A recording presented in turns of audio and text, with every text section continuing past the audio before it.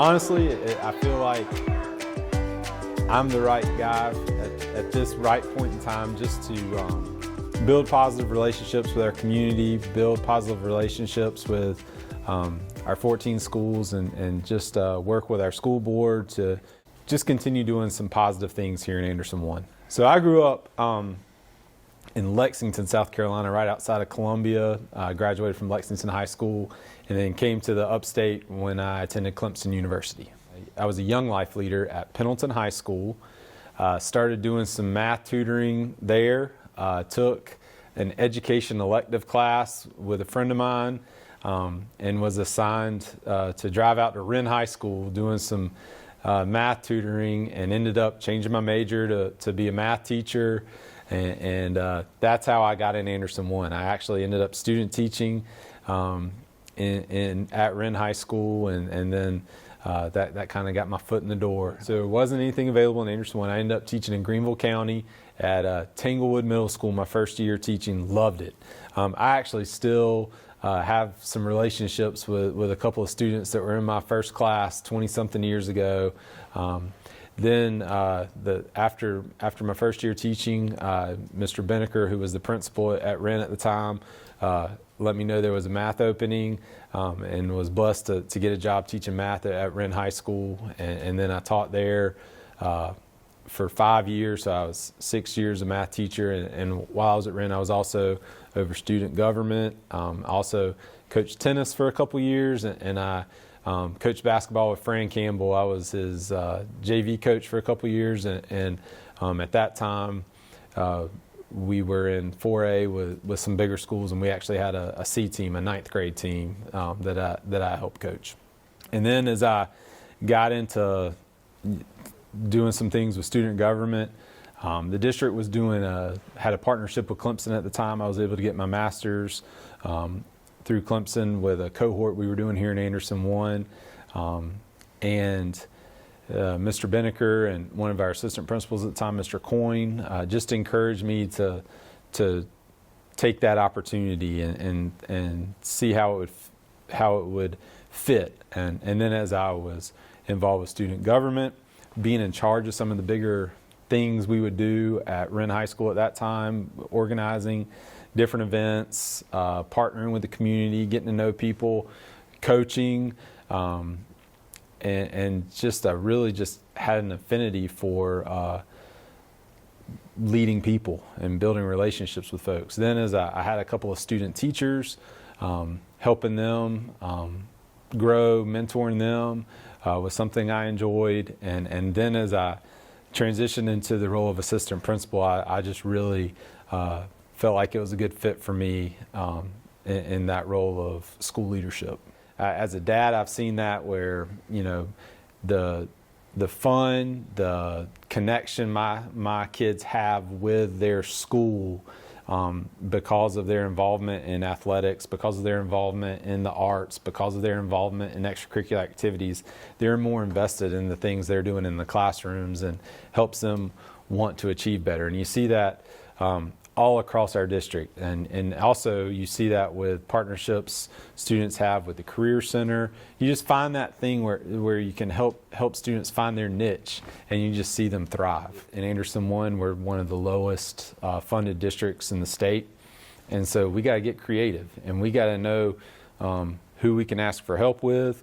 How do we use some of our federal funding to use it as responsibly as possible to make sure that we have the appropriate number of teachers to continue being successful, how to navigate relationships with different stakeholders within our district, and just how to build those positive relationships with people as much as possible. One of the things that I've taught with Dr. Wilson, one of our assistant superintendents about, and our board about, is how can we build relationships with the county to try to get some more development in this area of Anderson County, bringing in more industry, bringing in more commercial properties to this end of the county helps allow us to raise revenue without putting the burden all on the local homeowners. We got to make sure we're not overwhelming people. And when I say that is we've got new standards coming to us for English and math and science. So teachers have to have time to get comfortable with the new curriculum, because then that in turn is going to new assessments that the state's going to have. So we want to make sure that our teachers are prepared to teach what they're being expected to teach. First off, our Career Center's not just the best in the upstate. It's the best in the state, one of the best around. It's awesome. Miss Harrell, Miss Scott, Miss Petrowski, they do a phenomenal job over there. The Career Center just provides so many cool opportunities for our kids to leave college and career ready. They're not just, it's not like the old school vocational school that you think of. It's getting kids hands-on experience working with things. They're getting dual credit, they're getting college credit classes at the Career Center. Some of our best students are involved in some of the programs they have. But you have folks walking out of high school getting high-paid salary jobs, and they're invested in Anderson County. They're invested in Williamston. They're invested in Powdersville. They're invested in Piedmont. And so they are productive citizens when they leave high school. They're ready to contribute. And then a lot of them are going to Tri-County, or they're going to another four-year school and coming back here because of the connections they made as high school students with different job opportunities and career opportunities they were exposed to through the Career Center. It's just such a unique atmosphere. I'm an approachable guy. If there's something that you're concerned about, we can sit down and have a conversation about it, and I'm going to work to try to find a solution. I'm a collaborative person. I believe in working together as a team. I'm not going to go rogue and lock myself in my office and make decisions and issue mandates. We're going to make decisions collaboratively with our leadership team here at the district office, but I want input from teachers. I want input from school administrators. I want input from our support staff. I want input from parents. I want to hear from kids and our community, family oriented. So my wife and I are blessed just to have a wonderful family. So we're going to be out, we're going to be visible, and then we're very involved in our church, and we're going to continue to be that way. And we just pray that God blesses me with the wisdom to make good decisions to lead this district the best way possible. We serve 11,000 students, it's 11,000 families. That's a lot of people that have an opinion about what we need to be doing and how we can do it. And we do the best we can to make those folks happy.